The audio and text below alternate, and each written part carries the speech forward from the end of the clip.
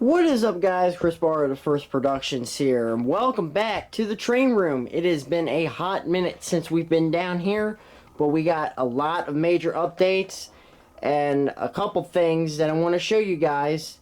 And we're going to check out a very cool locomotive today. And I think you might be able to see it. We're going to check that thing out right there, because that thing looks really sweet and it deserves a review.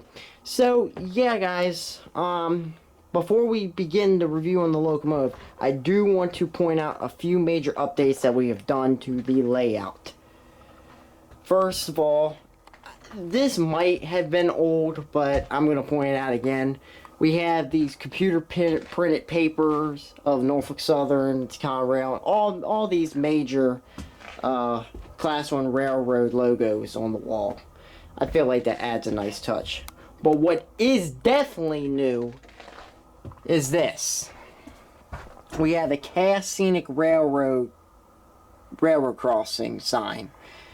Now, I got this when we went down the Cass, and I decided to put it down here. I also had this. This is a picture, two photos actually, of Reading and Northern 2102. That is Reading and Northern 2102 when she was first put back into service. And there is what she looks like now. It's pretty cool. I got this at Shenandoah Junction Rail Fan Day. So yeah, it's pretty cool and pretty neat. Alright, now here is a very, very, very big thing that we did.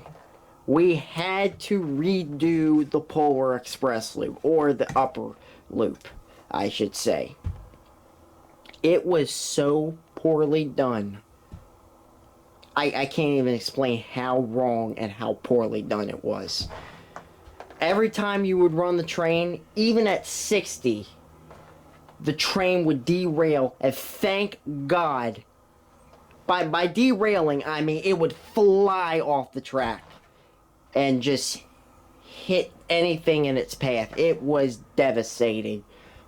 Thank God the train derailed and it did not hit any of my locomotives.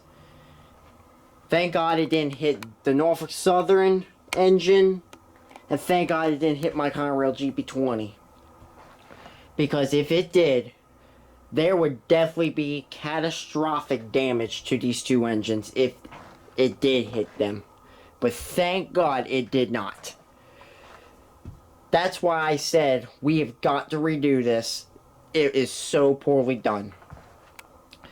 So we did redo it. And this is what we have now. Instead of, this, I'll give you an example. Doing like that, holding the track up, which is so bad. We got actual, bridge stands and, stands like this. And, yeah, this ain't going anywhere. Yeah, it will shift, and sometimes you have to move the track over a little bit because of the vibration of the train. But other than that, I have not had a single issue with this ever since the new installment and the new upgrade to this upper loop. Which is great. That's awesome. But yeah, this works so much better now than what it did. I mean, again, I cannot explain to you how poorly done the original loop was. It was so bad. But this was so much better, and it works so much better. And yeah, so that is super, super cool. Now, the second update we did was, let me get the trains turned on, guys, and I will be right back. Alright, folks, we got the layout powered now. Now, here's the next thing we did. There is a cool hack that you can do with the Lionel Lionchief Universal Remote. You can actually, and I didn't know this, but if you just hit a button,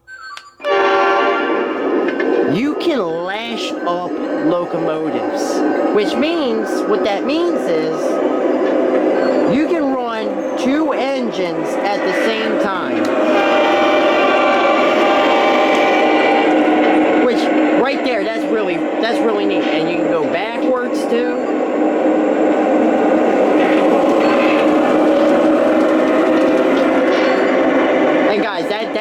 really cool. That's really, really neat. And yeah, which means that you can run more engines on your layout, which is awesome. I got pretty much all my locomotives running on the layout right now that I own, except that one. And that's the Polar Express Berkshire. And the reason why it's not running is because I think that the Pennsylvania switcher works so much better. It's got speed control, and it works so much better on the upper loop than that. It has more control, and we need that on the upper loop. So the Pennsylvania switcher replaced the Berkshire, unfortunately. I'll find something to do with that Berkshire, but until then, it's going to stay up there. But nonetheless, this is a cool update, and it is a very cool hack, and I will link the video in the description down below so that way you guys can learn how to do this with your Lionel Lionchief engines. Because let me tell you something, it is a game changer. It is awesome. But we can't run this train yet because this is what we're reviewing today. But those are the two updates I wanted to show you guys. And yes, it will work with the other engines too. So I just hit forward, and yeah, they just move forward. And they're both moving. I have control over both engines. And that is so cool. I mean, guys, that is such a big game changer. I mean, that is huge. But now we're going to get into the main review and the main topic. We're going to review this engine right here. So let's get right into it.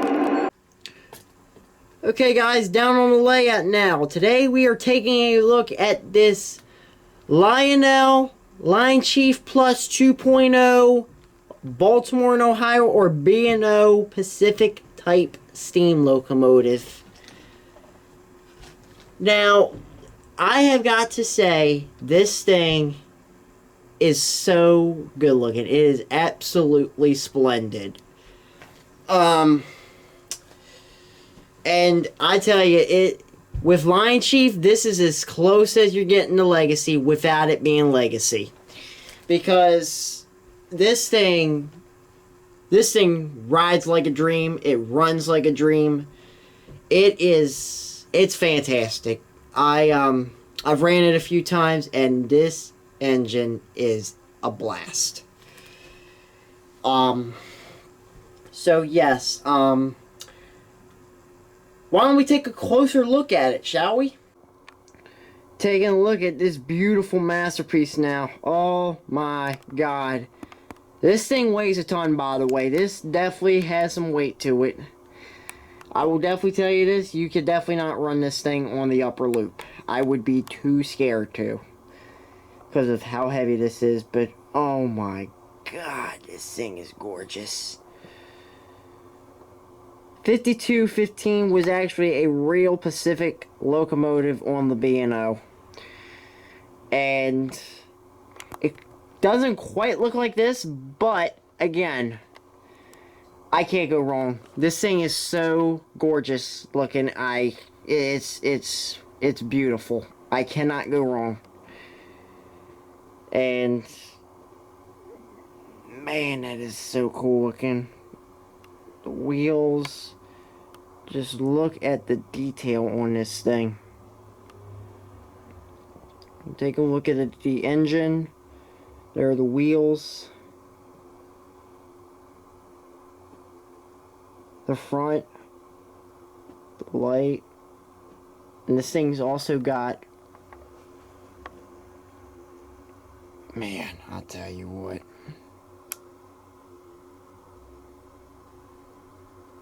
The thing is absolutely gorgeous. It really is.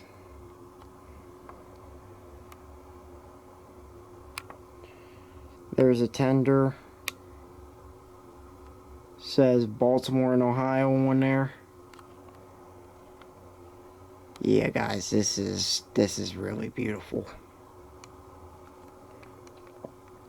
So yeah, that's a closer look at the locomotive. Now let's get back on the track and let's start this thing up so you guys can take a closer look at this thing. Alright folks, here we go. Alright, all started up. Let's hear the whistle.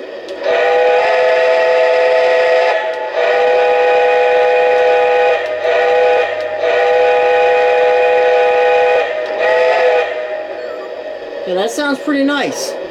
Bell.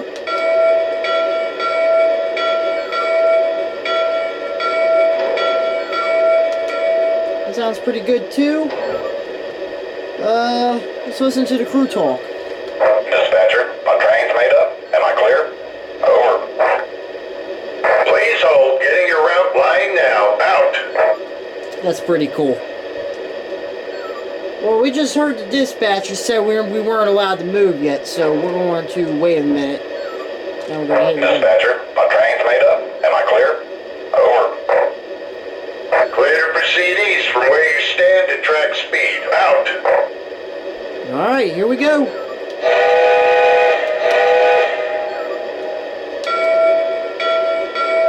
Let's move it out.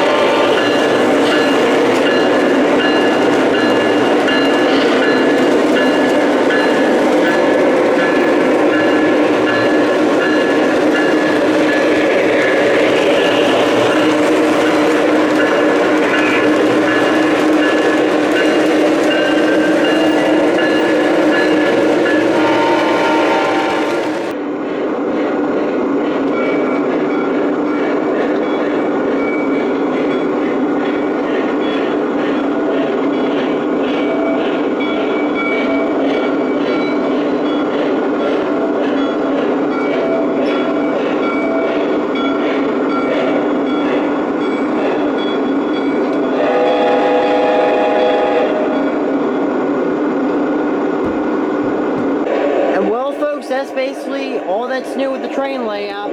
Now, in the near future, I plan to do way more upgrades to this layout. I plan to start running legacy stuff on here. I plan to upgrade to the cab 3, or what do they call that system? The base 3 is what they call it, I think. I plan to upgrade to that system so that way we can get some legacy running onto this layout. Plan to get some more locomotives in the near future. I got another one on its way, but it's a conventional. It's a Chesapeake, Ohio SD28. So I'm excited to see that. So yeah, guys, until next time. Yeah, guys, this has been pretty cool. And yeah, we are still continuing on with this project. Now, one thing I will say, I don't like, occasionally I'll run the smoke units, but I do not like running the smoke units because they are so finicky. Like, listen to this.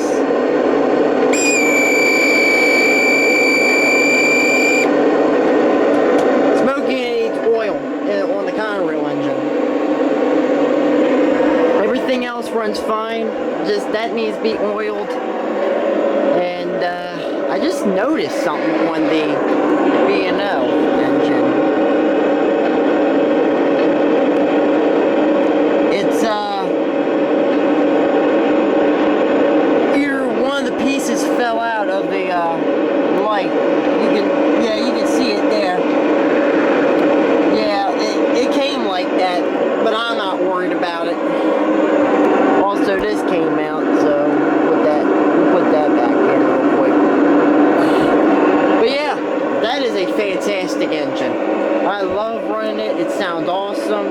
So yeah, until next time, guys, I guess we'll see you guys next time. Thank you guys for watching.